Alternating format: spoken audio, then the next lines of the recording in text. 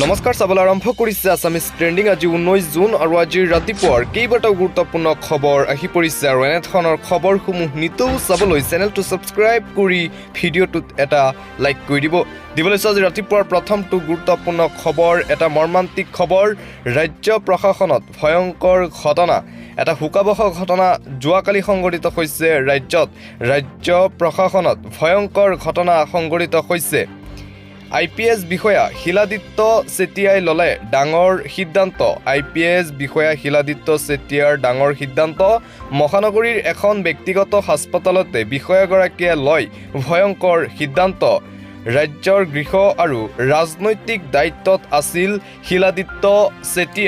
শিলাদিত্য চেতিয়াই ললে চৰম সিদ্ধান্ত বিগত 4 মাহ ধৰি ছুটিত আছিল IPS বিষয়া শিলাদিত্য চেতিয়া গৃহ আৰু ৰাজনৈতিক সচিবৰ দায়িত্বত আছিল IPS বিষয়াগৰাকী পত্নীৰ মৃত্যুত ব্যাধিত হৈ এই সিদ্ধান্ত লোৱাৰ সন্দেহ IPS বিষয়াগৰাকীৰ দীৰ্ঘদিন ধৰি কৰ্কট ৰোগত আক্ৰান্ত হৈ আছিল IPS বিষয়াৰ পত্নী আজি যোৱাকালি মৃত্যু হৈছিল বিষয়াগৰাকীৰ পত্নীৰ আৰু পত্নীৰ মৃত্যুৰ খবৰটো সহিব নোৱাৰি এই চৰম সিদ্ধান্ত লোৱাৰ সন্দেহ এখন ব্যক্তিগত হাস্পতালতেই সংঘটিত কৰে এই ভয়ংকৰ ঘটনা আৰু এই ঘটনাৰ পিছতেই হুকৰ চাহ বিয়পি পৰে সমগ্ৰ অসমজুৰি আৰু সকলোৱে এতিয়া সমবেদনা জ্ঞাপন কৰিছে IPS বিষয়াগৰাকীক লৈ দিবলৈ আন এটা ব্ৰেকিং নিউজ আৰক্ষীৰ বাবে এতিয়া মষ্ট ৱান্টেড সুনীল গগৈ মৃতদেহটো জাহাংগীৰ হুছেইনৰ মৃতদেহটো আছিল আৰু এতিয়া আৰক্ষীৰ বাবে মষ্ট ৱান্টেড হৈ পৰিছে সুনীল গগৈ DNA পৰীক্ষা কৰাৰ পিছতেই এই চাঞ্চল্যকৰ তথ্য পোহৰলৈ আহিছে আৰক্ষীৰ বাবে এতিয়া মষ্ট ৱান্টেড সুনীল গগৈ ৰাজ্য কপোৱা সুনীল গগৈৰ কাণ্ডৰ বিস্ফোৰক তথ্য পোহৰলৈ আহিছে ডকুৱাখানাৰ হত্যাকাণ্ডৰ মৃতদেহটো জাহাংগীৰ হুছেইনৰ আছে বুলি প্ৰমাণিত হৈছে DNA পৰীক্ষাৰ প্ৰতিবেদনত ভয়ংকৰ তথ্য পোহৰলৈ আহিছে সুনীল গগৈৰ বিৰুদ্ধে লখিমপুৰ আৰক্ষীয়ে ৰুজু কৰিব হত্যাৰ গোচৰ আৰক্ষীৰ বাবে এতিয়া মষ্ট ৱান্টেড সুনীল গগৈ তদন্তৰ আওতালৈ আহিব সুনীল গগৈৰ পৰিয়ালো আহিব তদন্তৰ আওতাত সুনীলৰ পৰিয়ালকো হুতপুছ কৰিব আৰক্ষীয়ে সুনীল গগৈৰ সন্ধান দিওঁতালৈ 50,000 টকাৰ পুৰস্কাৰ ঘোষণা কৰিছে আৰক্ষীয়ে ৰাজ্য কপোৱা সুনীল গগৈৰ কাণ্ডৰ বিস্ফোৰক তথ্য পোহৰলৈ আহিছে বিজেপি নেতা সুনীল গগৈয়ে হত্যা কৰিছিল জাহাংগীৰ হুছেইনক DNA পৰীক্ষাৰ প্ৰতিবেদনৰ পিছতেই এই ভয়ংকৰ তথ্য পোহৰলৈ আহিছে হায়দৰাবাদত যিহেতু DNA পৰীক্ষা চলি আছিল আৰু DNA পৰীক্ষাৰ তথ্য যেতিয়া পোহৰলৈ আহিছে তেতিয়াই এই তথ্যসমূহ মুকলি হৈছে আৰু এতিয়া সুনীল গগৈ আৰক্ষীৰ বাবে মষ্ট ৱান্টেড হৈ পৰিছে যি কোনোবা লোকে যদি সুনীল গগৈৰ সন্ধান দিব পাৰে তেন্তে তেওঁক আৰক্ষীৰ ফালৰ পৰা 50,000 টকাৰ পুৰস্কাৰ ঘোষণা কৰা হ'ব দিবলৈছো বতৰক লৈ এটা জৰুৰী খবৰ সাৱধান হওক সকলো 22 জুন পৰ্যন্ত অসমত ধাৰাসাৰ বৰষুণ হোৱাৰ আগজাননী দিয়া হৈছে ৰাজ্যত কাল ৰূপ ধাৰণ কৰিব প্ৰকৃতিয়ে আগন্তুক 4টা দিনত ৰাজ্যত প্ৰচণ্ড ধুমুহা বৰষুণৰ আগজাননী জাৰি কৰিছে আঞ্চলিক বতৰ বিজ্ঞান কেন্দ্ৰই সাৱধানবাণী জাৰি কৰিছে অসমবাসী ৰাইজলৈ বতৰ বিজ্ঞান কেন্দ্ৰৰ ফালৰ পৰা 22 জুন পৰ্যন্ত ৰাজ্যত হ'ব মুষলধাৰ বৰষুণ মৌচুমীৰ আগমনৰ লগে লগে ভয়ংকৰ ৰূপ ধাৰণ কৰিব ৰাজ্যত প্ৰকৃতিয়ে 18 আৰু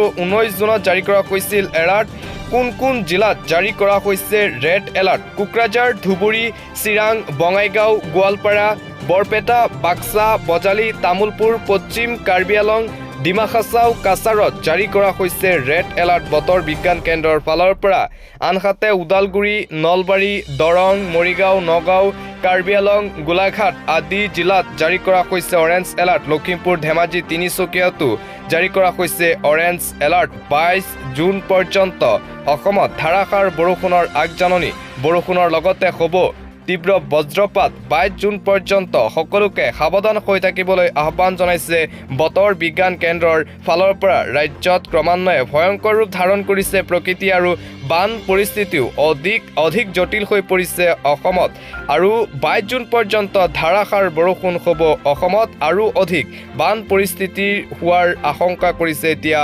জনতাই পৰৱৰ্তী দিবলৈছো এটা ভাল খবৰ ব্যৱসায় কৰিবলৈ লাভ কৰিব 10 লাখকৈ টকা কেনেকৈ কৰিব এই টকাৰ বাবে আবেদন নিবনুৱা যুৱক যুৱতীসকলক ব্যৱসায় কৰিবলৈ চৰকাৰৰ ফালৰ পৰা দিয়া হ'ব 10 লাখকৈ টকা। আপুনিও কৰিব পাৰিব এই টকাৰ বাবে এপ্লাই। ব্যৱসায় কৰিবলৈ লাভ কৰিব লাখ লাখ টকা চৰকাৰৰ ফালৰ পৰা সহজতেই 10 লাখ টকাৰ পৰ্যন্ত ঋণ পাব আপুনি।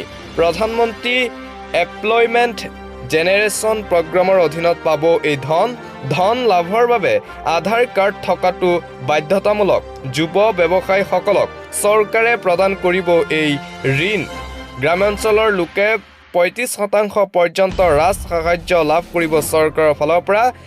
চহৰাঞ্চলৰ লোকে 25% পৰ্যন্ত সাহায্য লাভ কৰিব।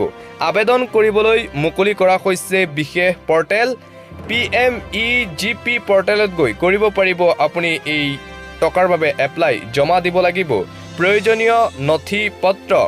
ব্যৱসায় কৰিবলৈ মূলধন দিব চৰকাৰে। নিবনুৱা যুৱক যুৱতীসকলক ব্যৱসায় কৰিবলৈ লাখ লাখ টকা পাব আপুনি চৰকাৰৰ ফালৰ পৰা সহজতেই 10 লাখ টকা পৰ্যন্ত ঋণ পাব আপুনি। অন্য এটা খবৰ, প্ৰচণ্ড বৰষুণৰ মাজতে ভয়ংকৰ ভূমিস্খলনৰ ঘটনা। পুত গ'ল দুখনকৈ বাহন। ভয়ংকৰ ভূমিস্খলনৰ ফলত পুত গ'ল। নেৰানেপেৰা বৰষুণৰ মাজতে ৰাজ্যত ভয়ংকৰ ভূমিস্খলনৰ ঘটনা। পাহাৰৰ মাটিয়ে পুতি পেলালে দুখনকৈ বাহন। এটা দুমহলীয়া অট্টালিকাত খহি পৰে পাহাৰ। ভয়ংকৰ ভূমিস্খলনৰ ফলত ক্ষতিগ্ৰস্ত হয় এটা বাসগৃহ।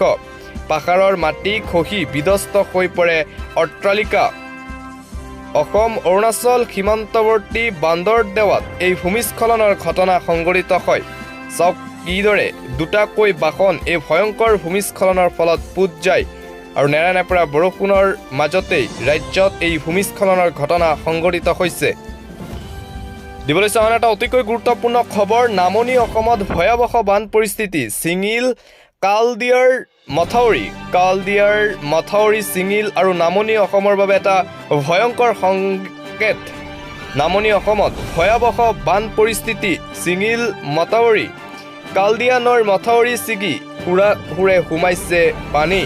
হঠাৎ মাথাউৰি ছিঙি ভয়াৱহ ৰূপ লৈছে বানে নামনি অসমত। মুহূৰ্তৰ ভিতৰতে জলমগ্ন হৈছে ইখনৰ পিছত সিখন গাঁও। বজালি, হেলনা, নলবাৰীত হাহাকাৰ অৱস্থা। নামনি অসমত ভয়াৱহ বান পৰিস্থিতি। ছিগিল মাথাউৰি কালদিয়া নৈৰ মাথাউৰি ছিগি সুৰে সোমাইছে পানী। হঠাৎ মাথাউৰি ছিগি ভয়াৱহ ৰূপ লৈছে বানে। মুহূৰ্তৰ ভিতৰতে জলমগ্ন হৈছে বহু গাঁও। বজালি, হেলনা, নলবাৰীত হাহাকাৰ অৱস্থাৰ সৃষ্টি হৈছে।